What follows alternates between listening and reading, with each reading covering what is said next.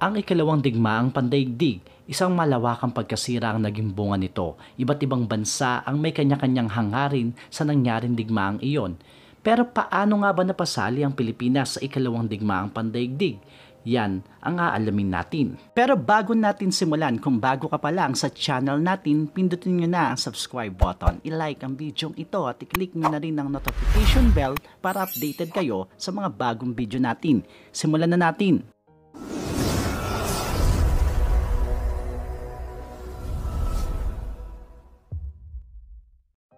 December 8, 1941, tinatayang 10 oras pa lamang ang nakakalipas noong biglang atakihin ng Japan ang isa sa pinakamahalagang base militar ng Amerika sa Pearl Harbor, Hawaii.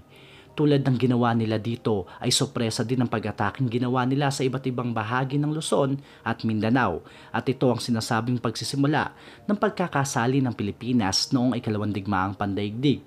Bago pa mapasali ang Pilipinas sa ikalawang digmaang pandaigdig, ang Pilipinas ay nasa estado ng pagpapatibay bilang nagsasariling bansa. Pero noong December 8, 1941 oras sa Pilipinas, inatake ng mga Hapon ng Pearl Harbor sa Hawaii.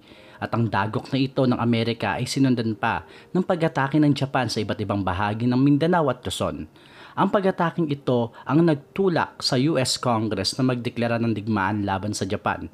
Ang mga karamihan ng mga eroplanong pandigma ng Amerika ay naka-standby sa Clark Air Base sa Pampanga at Eva, Zambales. Sila ay naghihintay lamang ng utos kay General Douglas MacArthur. Sa mga sumunod na araw ay sunod na inatake ng Japan ang iba't ibang bahagi ng Pilipinas tulad ng Del Carmen Airfield sa Pampanga at ang Cavite Yard. Nahinto rin ng pagpapagawa ng US Army Force in the Far East o USAFFE sa isang underground tunnel sa Fort McKinley na mas kilala ngayon bilang Fort Bonifacio dahil sa pagbobomba ng Japan.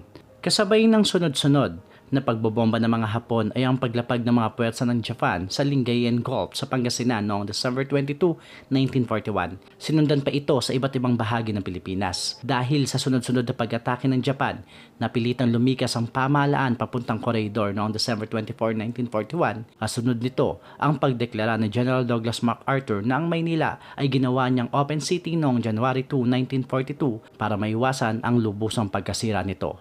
Halos 3 taon nagtagal ang pananakop ng mga Hapon sa Pilipinas at pakikipaglaban ng mga Pilipino noong ikalawang digmaang pandaigdig. Maraming buhay ang nawala at maraming winasak na ari-arian. Patuloy na lumaban ng mga Pilipino para sa kanilang kalayaan noong ikalawang digmaang pandaigdig. Tuluyan lamang natapos ang digmaan noong sumuko ang mga Hapon sa Allied Forces noong September 1945. Pero bakit nga ba inatake ng Japan ang Pilipinas?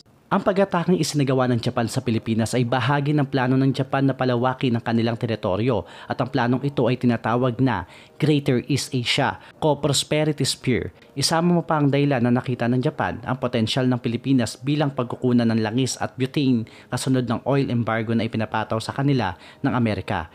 Sa oras kasi na masakop ng Japan ang Pilipinas, mapipigilan nito ang pag-angkat ng Amerika ng mga goma at iba pang produktong agrikultural sa Pilipinas.